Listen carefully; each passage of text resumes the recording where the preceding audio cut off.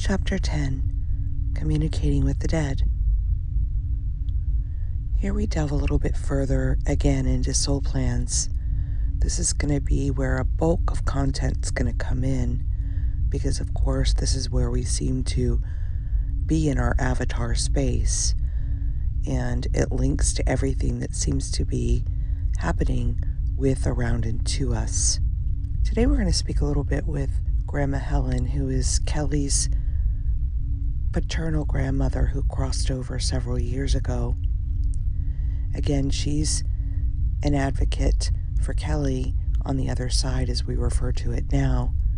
But again, as expressed in previous chapters, she is also part of the we and the us, the God Squad, however you want to refer to it, the energy of consciousness, God, unity, love, universe. There's so many names, none of them which can do it justice. So for today, we will just say Grandma Helen. That is how she appears to Kelly in the story of Kelly. She's an energy, not a person. She's telepathic, not with words. She's energy, not with all these things we link to in the human avatar realm. She's a beautiful guide, a beautiful entry into the point of Kelly when Kelly loses her way. And that is in fact what's been happening. I'll give a little bit of reference to what's going on now as this is being recorded just before we enter. In the story of Kelly, her best friend just passed away. This was sudden, not expected, and a very, very painful experience. So Kelly, the avatar, is in grief, human grief, in a way that is very reflective of human grief. It's painfully beautiful. Beautiful in that the experience of connection with the other side is a little blocked right now in her story because her grief is so full. There's an absorbing of wanting to protect everyone that she loves from this grief, yet that's not possible because each human avatar must go through that in their own unique way, in their own unique stories, with their own unique variables, all of which are received and perceived by the avatar of Kelly. In her own grief, in her own apparent letting that grief pass through and being there for others to do the same, again, it can feel very selfish. And I'll explain why. In the avatar body of Kelly, there's an awareness that when it moves to the modality of healing for others, it also moves to the modality of healing for self, for the one doing the healing. When Reiki is offered, Reiki is given. When love is offered, love is given. When joy is offered, joy is restored. It is a reflection still in that grand mirror because that is its truth. And it's aware of that now. And there's an interesting little lapse of thoughts that come in with that. Am I being authentic? Am I being real? Am I being genuine when I offer these modalities? And in fact, it is the most authentic, real, and loving thing one can do when in their own grief and suffering. It is, in fact, the energy that is pointed to by the we and the us over and over again. We've even seen it in what we refer to as scripture. Be that for thy neighbor, give unto others as you would receive to yourself. I'm certainly not using the exact scripture words, but that's with intention as well. Those scripture words were, of course, written, delivered, requested, and brought forward in this story, only ever in this story. There's nothing here that resists them or thinks those words need to be different. There's just a receiving of the energy of it and noticing that when it is offered, that is exactly what happens, because it is authentic. There isn't doing it to get it. There's no expectation attached to it. There isn't rising towards it. There's just an allowance of it. It is a balancing, but it is balancing itself. If it doesn't feel authentic, it feels forced. There's a feeling of that energy, and of just letting that pass through until the authenticity is felt, noticed. Therefore, in the story of Kelly, if that isn't felt, it isn't offered. That's when we go within. That's when we let the avatar unplug for itself to do its own grieving. And it does. It forms a ball in its bed. It holds its teddy bear and its little doggy Milo. And it cries. It cries deeply, and it feels what it needs to feel, just as it is in this moment recording. It feels devastated at this moment, lost, broken, vulnerable. It feels a depth of wanting the moment to be different, wanting to unwind it, wanting to bring back its beautiful, beautiful friend who's now no longer apparently here in the physical. It's unable to decipher the moment other than to join it where it is in its pain. And it is in pain. But there's a beauty in this. There's a beauty in knowing this. It doesn't trap the pain or block it. It doesn't go to a place of victimization about it. It just collapses into it and lets it do what it needs to do. It allows itself to feel the pain, to cry, to join that journey. And there's pockets of beauty in this, validations from the other side that it's being received and connected with. The one that's left the body, the friend that's no longer apparently here, brings rainbows forward, many of them in one day. Brings forward beautiful signs. This isn't about pushing human emotion away, you guys. That is part of the beauty and the sweetness and the depth of such sourness that we call life in duality.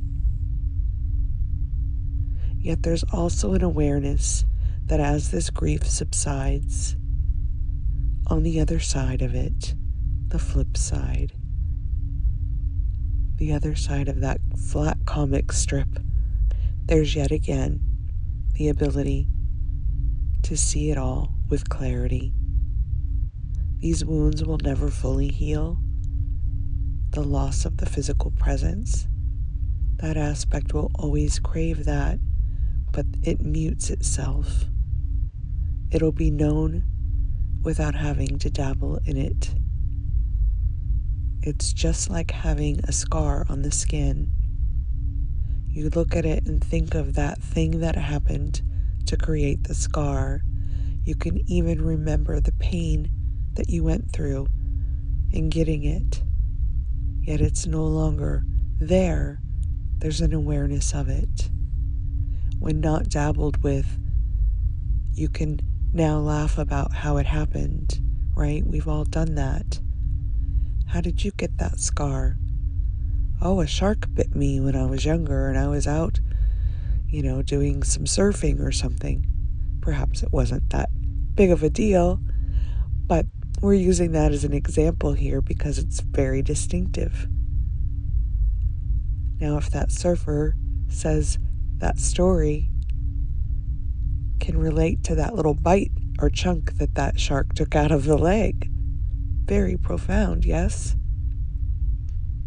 It may even have a moment of thinking it's re-experiencing the pain, yet it's not. That's in the past. We can't even know if it ever happened. It may be able to run its finger across where it's apparently healed and recognize it is in fact healed. The skin has restored itself. The body does this for us, that healing and that restoration, but only when we're willing to meet it for that allowance. And that meeting is allowing the grief to unravel like anything else. Grief is an emotion. It's an energy. It too needs to come up into Rumi's guest house and be loved. It too needs a place to rest. It too wants to be met with this unconditional love. The human avatar typically wants it to go away, does anything not to think about it, withdraws from it, pushes it down, moves away from it. It doesn't want to feel the suffering, but the irony is that creates more of that which it's not wanting, because we all know what we resist persists. Joining the pain is the healing. Going into the wound is where it is met with love. It's where the journey of restoration takes place, and we all need this. It's why often when we're going through grief, people that we love surround us. They bring food. They bring their hearts, even if they don't know what to say, and they're awkward in their way of showing up in that grief for us. It doesn't matter. There are no words needed here. Show up with love. Reach the people who are grieving in the way that they can be reached. We all have love languages. We all have ways of receiving that love. I say to my son all the time, don't tell me you love me, show me. Show me. My love language is photographs and music. That may sound strange, but for Kelly, in the story of Kelly, seeing an image and hearing a song that reaches her heart feeds that joy back into it. It's her way of knowing she was heard. It's her 3D connection to say, I can have this memory without clinging. It's right there in my heart. The photograph reminds me. The song fills it with joy, or perhaps sadness that needs to come up. Regardless of what it seems to do, it's the healing, palpable journey that connects in the story of Kelly. She leans into that and allows herself to cry, and allows herself to feel what she needs to feel. The other night, the night her friend transitioned, she was in a house all day with all of those who loved this beautiful man. Her avatar goes into worker mode. Make sure they have food. Make sure they're hydrating. Make sure you're bringing healing to this moment. There were no tears during this time. It was perfect. She allowed herself to lean in to assist others in the way that her heart needed to then. Later that night, after everyone settled, she got in her car and she drove herself home. She climbed into her bed with her little dog Milo and collapsed into the grief fully, allowed it to take over. And that is where self-love comes in, knowing that was what needed to happen, giving space to it, where once the story of Kelly would take herself to the shower and hide with that grief, she now creates a space lovingly for it to just do itself. This is self-care, you guys. This is where the healing is given a space to unravel. There is no ability to rush this process of humanness, but there is absolutely a variable of knowing in awareness that it too just needs the space to do itself. This we, this us, that we are all blended with, has the option for this. If resisted, that grief can go on and on and on. And if attached to some desire to be beyond it, that grief again will continue. No one enjoys feeling pain and suffering, yet we seem to think pushing it away does something, but all it does is put a band-aid over what wants to heal. It needs the fresh air to breathe, to form what we refer to as a scab. That scab heals it, covers it, and protects the wound so that it has a chance to go deeper into the wound itself and structurize the cells to a rehealing. It's so beautiful the way the body is built to all do itself. But you notice there seemed to be a variable to band-aid it or not, to put ointment on it or not, to pick at it or not, to ignore it or not. And those are just variables. We call them free will. But they're not. They're part of the soul plan again. We may first start with putting the band-aid on and then notice that doesn't feel very good after a few days, and then seem to find a variable of putting ointment on it and then a bandage, etc., etc., until at some point there's a willingness to just say, I'm going to take the band-aid off and just give it air. Just create a space for it to heal itself. And there's no right or wrong in what appears to be happening, because that again points to the illusion of time and space, that I once did this and now I'm trying that. We call it the story of progress, which is also untrue. What is arising in this moment is the only thing that has ever been. If you slip and trip and seem to have done something that you think was the wrong thing to do, notice that's already in the past. There's no one to blame. There's no one to be upset with, especially the avatar. It's in grief.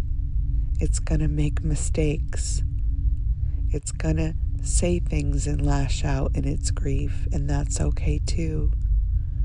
Those again are aspects, variables, and things being invited into Rumi's guest house, offered that best room, and treated with the same amount of love that all the beautiful energies that are already there have been entertained with. In this grief, there is the ability to allow unconditional love and it will absorb the pain and the suffering. In the soul plan, there's also the ability to notice what we refer to as surrender. In the soul plan, there's also the ability to notice what we refer to as surrender. It's that place the avatar seems to get to where it's able to say, this is too much. At this moment, I'm aware of the grief and it's too much. It's where we often see the avatar say, God, please take this from me. It's too much. I don't even know how to accept it. Even though I feel I'm in allowance state, I'm giving into the grief. I feel as though I'm going to shatter and break open. I need you. Please take this. In the story of Kelly, this is done each day. She doesn't wait until she's in the grief to ask for that. Every morning, she offers her God Squad the ability to lift anything that feels too heavy, to clip, cut, and vacuum anything that no longer serves, to put in grounding cords so that the suffering may drain away and be transmuted by unconditional love. She doesn't need to understand why it happens.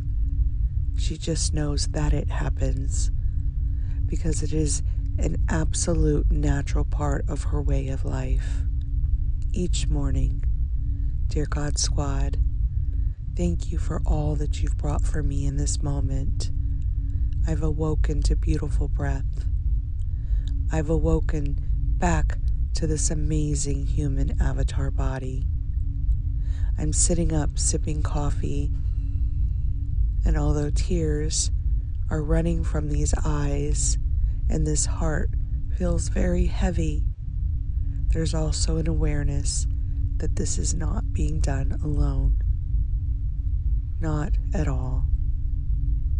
And in that awareness, there's the ability to surrender fully with a conscious and aware and direct request for that support. She doesn't need to understand why it works. She just knows that as soon as she calls upon it, she feels relief in the physical body. It's as though something has taken that energy and lifted it. There's a willingness and earnestness to meet that we is us energy and say, please lift this and thank you, thank you, thank you. All of this is part of the soul plan. When we discover it, apparently, when we give into it, when we release to it, and when we acknowledge it. That too is written in the story. But by hearing this, you, the aspect of we, us, there's a reminder to remember that that is in fact a variable. There may be interest in hearing this to attempt to understand it more. We call it the deepening of knowledge that's already imparted within universal consciousness. The listener may say, that aligns to my heart right now. Why?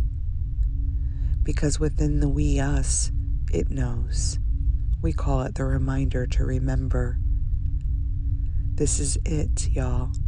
Here's your reminder to remember. To collapse into this suffering, into this grief and surrender. It may not feel normal at first. It may feel like you're lying to yourself. Who am I surrendering to? What am I surrendering to? Yet, there will be some also awareness that for whatever reason, it's starting to feel relief. There's a calmness. There's the ability to move through the day again, to be of service to others, to offer healing, in which it is also receiving healing, to offer words of comfort, in which it is also receiving words of comfort.